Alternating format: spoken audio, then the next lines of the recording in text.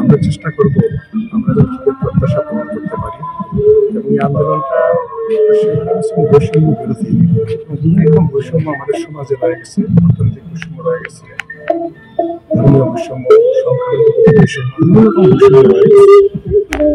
সব ক্ষেত্রে এই বৈষম্য দূর এটাই আমাদের প্রিপারেশন আছে, তারা কেন করেছে এগুলি আমাদের প্রতিজনেই, আমরা যতজন অ্যাডভাইজার আছে আমরা জানি যে আমাদের কি মহান দায়িত্ব।